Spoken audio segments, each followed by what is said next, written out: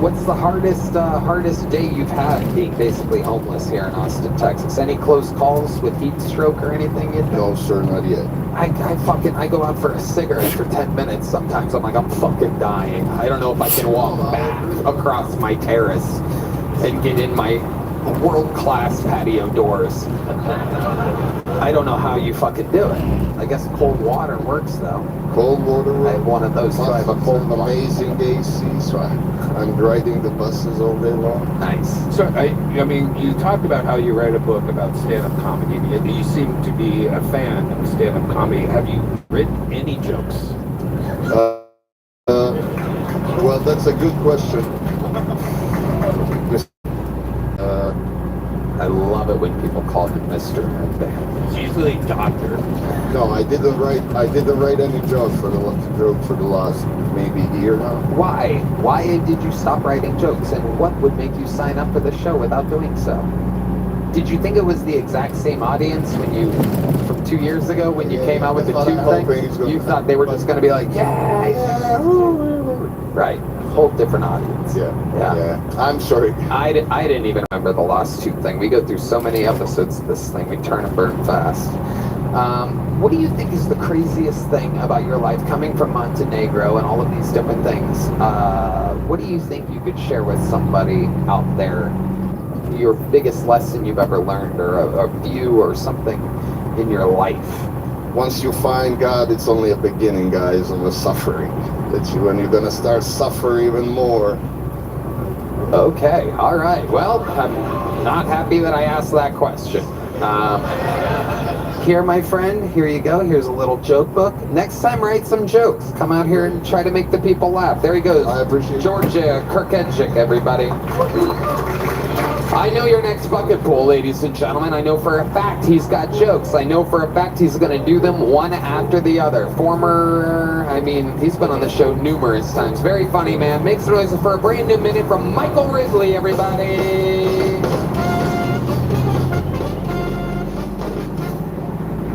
Yeah, do you guys feel like we're getting propagandized in the media a lot lately? Like every fucking form of entertainment, music, television, movies, there's always some egregious form of propaganda that they're trying to put in our faces. I was watching the new trailer for this new Transformers movie that was coming out. Yo, tell me why this motherfucker Optimus Prime walks into the center of the screen, looks directly into the camera and says, "We need to protect Israel from the Decepticons." I was like, yo, what the fuck are these ads right now, dog? Megatron is an anti-Semite, and he must be stopped. I was like, bro, I gotta get YouTube Premium. What the fuck is going on right now? Cut your ears off and become a woman. I was like,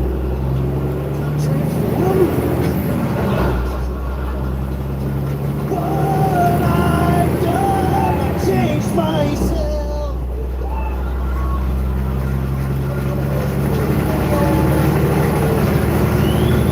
When he turned into a Star of David and flew away, I was like, what the fuck's going on? Alright, thank you guys. Michael Ridley, ladies and gentlemen, a local Austin comedian. Yeah, I knew it. I knew you would do good. There he is. Welcome back, Michael. How's it going? Dude, I'm fucking letting my nuts hang, dude. I'm having a blast. Perfect. Don't transform for anyone. I love it. Let it happen. Tell us about life, Michael. Life good. Yo, what's up, Moses? How are you? I'm fucking running Austin's chapter of Roast Battle. That's been pretty good. Oh, yeah. You're like hosting the show, what, weekly shows here? I'm running the chapter, so I'm booking bi-weekly. I love it. Happy though, yeah. Hell yeah. The only thing I like more than weekly is bye. Michael Ridley. Hell yeah. So what else is going on? You got Roast Battle going on. It's a show created by Brian Moses that we let every city do a version of. Did you get a cut of that? Brilliant. Anyway, we're like third in the league. Austin is third in the whole international league. well, that is breaking news. 52 cities globally, and you guys are numbers big because you guys do that. But they have Who's 1 and 2? Let me guess. New York? Yeah. Right. Because they have Yeah.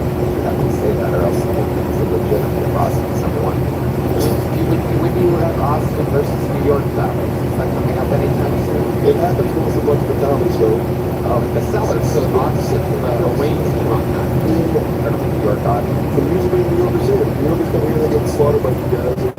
Oh, well, we should do that one. I'll do that. One more honest rankings. Ooh, that's exciting. Michael, something juicy. What's going on? Dude, I moved to Austin. I gave this city everything I had. I lost my truck, my bullet, and my dog, dude. There you go. That's our second country song of the night right there. Dude, I'm about to fucking... How did you lose your mullet? Take us through that process. Dude, it was just time, brother. Yeah. Sometimes when you're losing your hair, also hair is a woman's game, bro. Why the fuck you care what your hair looks like as a man? I caught myself being like, hold on. It looked good though. You're like Theo Wong or something. Ooh, red band. See? Put him on a roast battle versus a give you order. Yeah, so I should have just, dude, I just had to call it, brother. I went full on ball. Oh shit! Look at that. Yeah, This was the toughest guy in Denver's prison, by the way. Oh my god. Oh my god. you can take the red pill and go back to America. Wow. Like James Bond. Wow. Odd job over here. Comedy. It's not jam for sure. I love it. Everything's going good though, bro. How'd you lose your truck? I don't side swipe on 35, dude. Wow. CRV white, dude, watch out for them. If they're white driving a CRV, I know it's you gotta be like, watch out for these people. Yeah. But I'm like I'm a well-vetted race. I have a lot of data. That's a female car. Yeah, CRV is a girl car. Blonde. Is it a blonde female? No, it was a goofy white guy from Compton. Whoa. That's There weird. was an open micer on the hood. Oh my god. The guy seems stoned or anything? Like, how could it just be a white guy from Kyle on there driving terribly? That sounds weird. But then again, Texas drivers are a whole... Yeah, I look like as an Asian man. I'm like, you guys gotta get it together. It's super bad. Yeah, I lost my truck. It was a nice truck too. It was a Tacoma. Did you have insurance? Yeah, he did have insurance. That was a few years back. I lost the truck. I've taken many an L since I moved here, but I needed a W. It's a full room night. Fuck it. Is it really? Yeah, it's a full room night. I wanted to do good tonight. Yeah. You should try to do good with whatever condition you're in. I would really like waxing, waning, any really. The mood is still there. We're probably still alive, so I should probably be looking for this. For sure. Well, thanks for having me. I appreciate it. Now, okay, I'll let you go. I'll let you go. I was going to keep you up here and make you the next superstar, but I'm joking. Okay. You're fantastic, Michael. You're great. I am. Moving on, there goes the great Michael Ridley, ladies and gentlemen.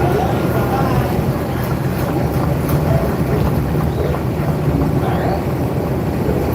When I saw Michael's name on the piece of paper, I was very excited because I know Michael Ridley. I knew he was going to do jokes, just like I said.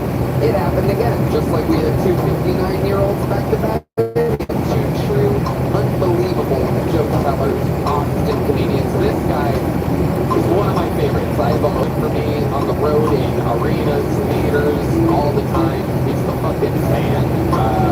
He's been on the show on panel. He's done minutes on the show. He's done it all, and he's coming up with another brand new minute right now. Ladies and gentlemen, one of my favorite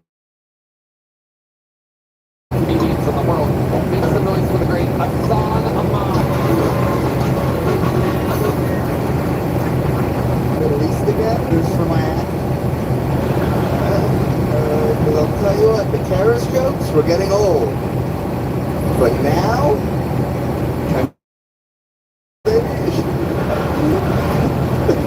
shout out Ayatollah. Attacked Iran. That was crazy, right? Like, I'm just getting into hockey, but I'm pretty sure you don't pull the goalie first period. I think you let him play some defense, you know? It's a long game. Because here's the order of operations of what happened in Iraq. One guy bought the World Trade Centers a couple months before the act and suspiciously insured them against terrorism. And it's like, call me paranoid, but very American to run a remake 20 years later. That is all we did.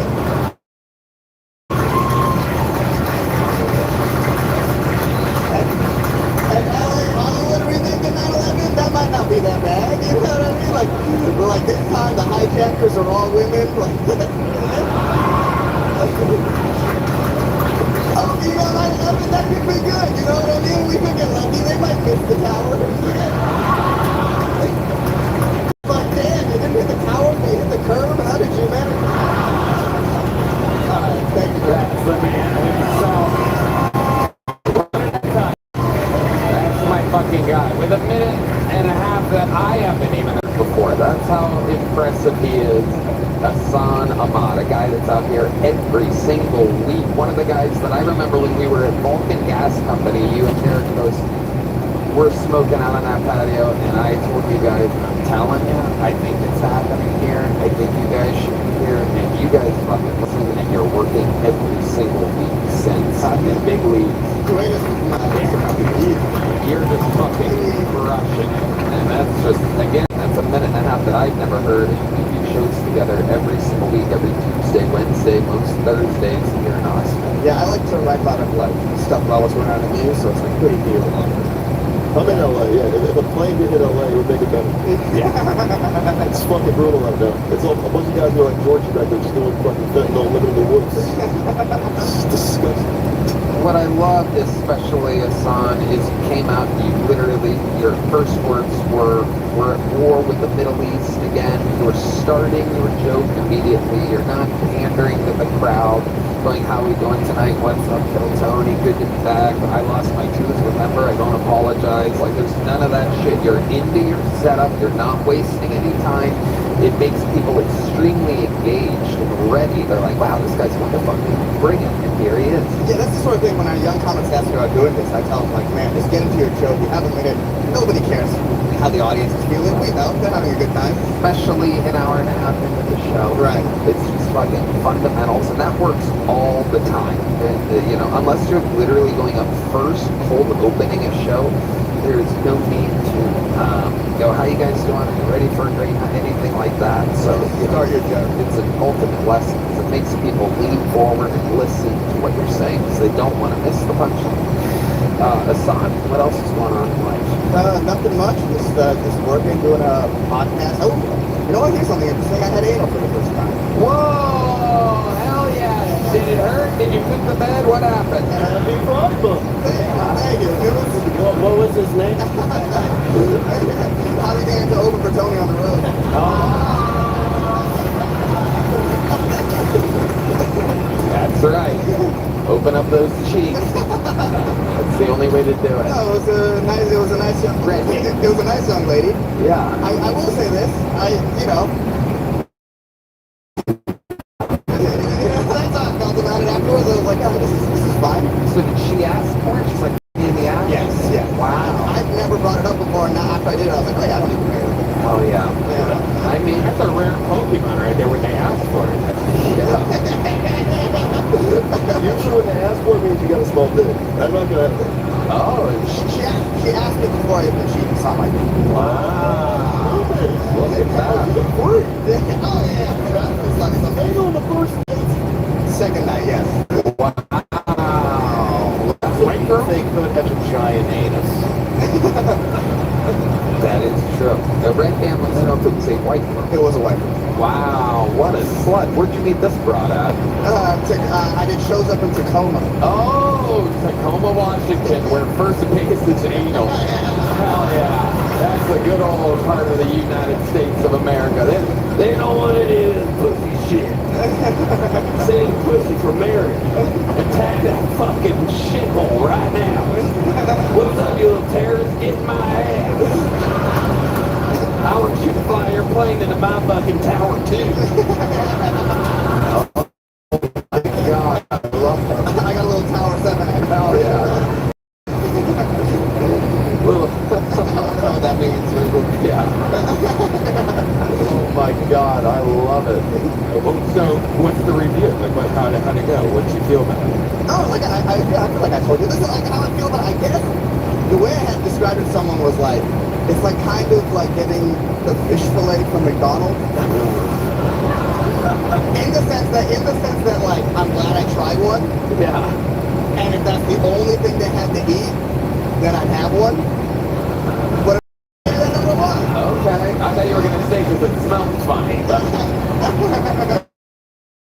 being brown and Indian is your dick looks the same after anal, and the smell remains the same in the room. It's incredible.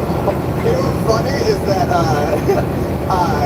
so Israel created this bomb with like bad smell, and it didn't work on Indians because they couldn't smell it. Yeah, it turns out bad smells is our fire alarm. Even if I really swear, we don't know when it's happening or why it's happening, it just happens. And a fun fact, I've worked with this song now for, I mean, really, what has it been, a decade? And here, and I've never had you smell once. I've never smelled the smell off of you. My mom, when I was growing up, was really sensitive. She's like, I don't want you doing those brown kids that smell. Right, you mean all of them. Whatever it takes. Let me ask you this. This is a crazy question, but we're very close. So I want you to maybe help perhaps what could be considered, I think, maybe 1/3 of the planet. What advice would you give to other Indians and Bangladeshis or all the things out there? If you could give a piece of advice on how you stay smelling great. Red Band, the same question for you right after this. I noticed that neither one of you have BO, and you both look like you smell like the devil himself. But never a whiff.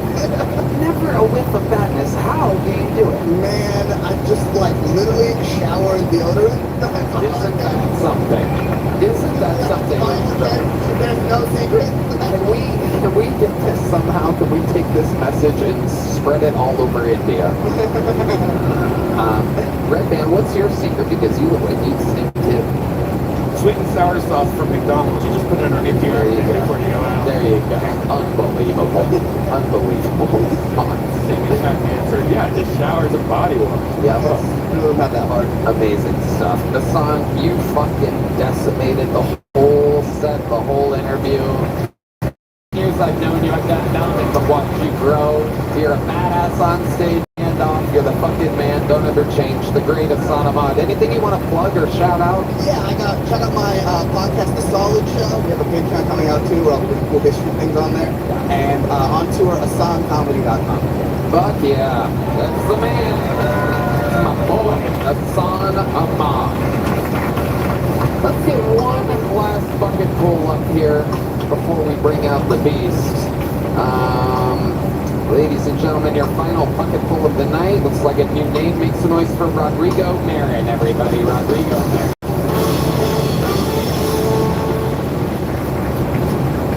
What's up, guys? I like going to the park just to walk around, smoke some weed. You know, the two things that Greg Abbott hates.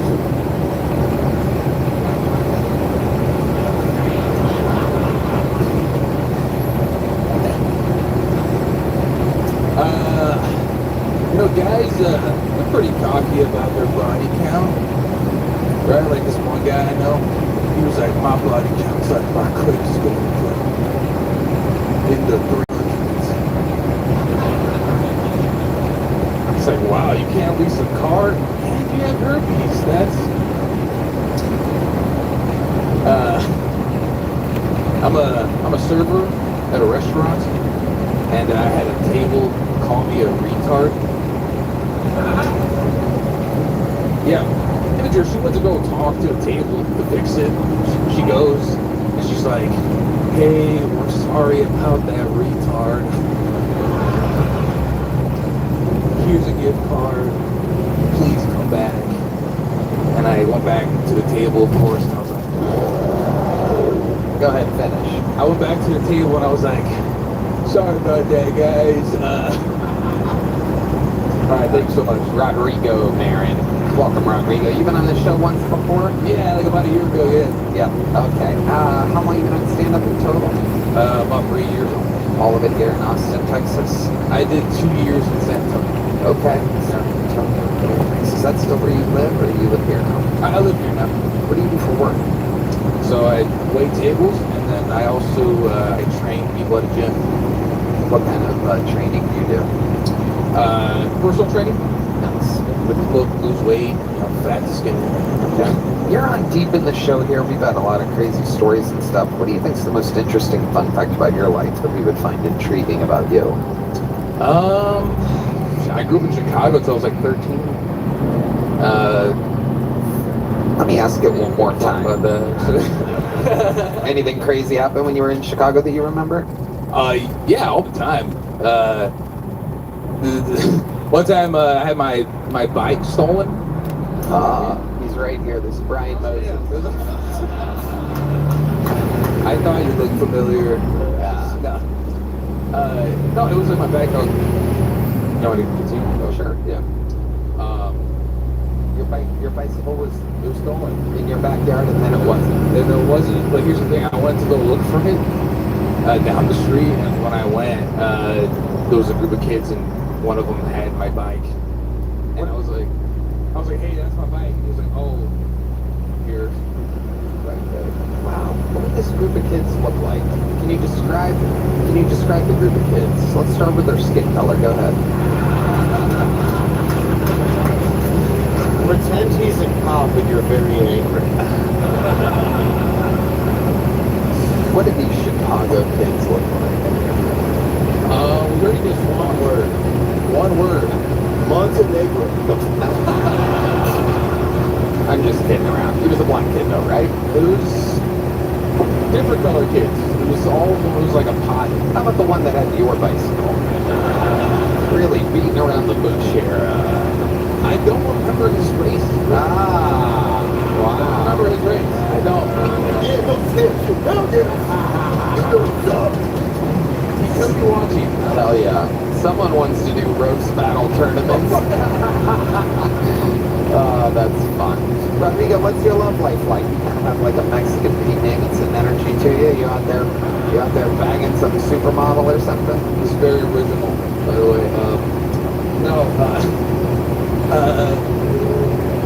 I'm sure I did the same joke a year ago. No, the joke that every single comedian makes. Yeah, because you kind of look like a Mexican Pete Davidson. Yeah. Yeah. That's not being serious. Just you were just cursed. I'm cursed. You can't take a shot at the guy making that joke. You look like a Mexican Pete Davidson. It's like calling me gay. It's like, yeah, take a shot. I come across as gay. I'm aware of it. I've been doing this 20 years. I hang out with bigger bullies in the green room than anybody that comes up here. But anyway, go ahead. Well, love life. I got dumped like a couple months ago. Okay, why do you think the person dumped you? Asana Mod's out there getting anal on the person. Meanwhile, you're getting dumped. Like, what goes wrong? What do you think you did to get dumped? What do you think I did? There's Bangladeshi boys just fucking American white girls. And meanwhile, you're out here getting dumped. Why do you think that is? I mean, he is missing the hair on top of his head. Asana Mod, just absolutely Bangladeshi. I mean, it is crazy that he is absolutely nutting inside of pure white, blonde Tacoma, Washington girls' anuses. I mean, just blasting his Bangladeshi fucking... Anyway, go ahead. I don't know if they're laughing. I'll do it again if you guys keep laughing like that. I mean, let me just say, there's a real dirka plowing the darka of an American girl. There is just a 7-Eleven going into a 222.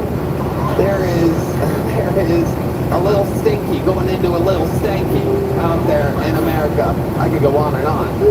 Maybe she likes a little steak. Okay, why'd you get dumped? He's giving the dumper of a chick while you're getting dumped by a chick. Okay, go ahead. Honestly, I think I'm just an asshole, to be honest. What do you think you did that was asshole-ish? Make fun of her and everything all the time. Wow. You're such a dick. Not like make fun of her like, oh bitch, you know, like What would you make fun of exactly?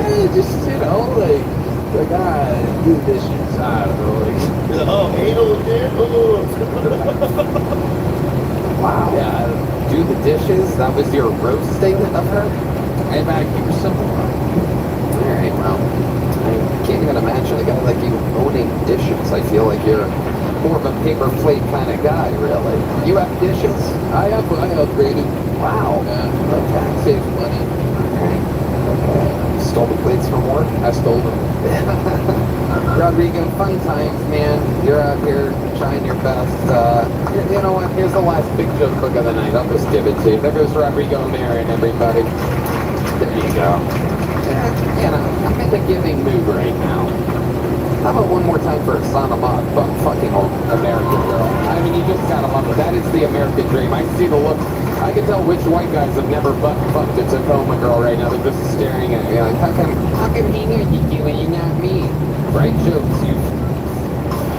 Alright, we have made it to that part of the night where we have the absolute executioner of Kill Tony. I mean, truly. I mean, this guy is such a fucking freak. I'm just a fan. I say this now every week. I just get to sit back and watch because he is unbelievable.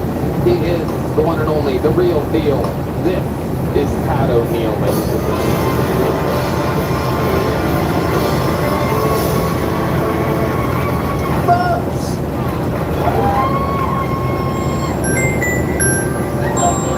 One time when I was a kid, I walked into my parents having sex. Because I heard a scream. And I thought, they might be having sex.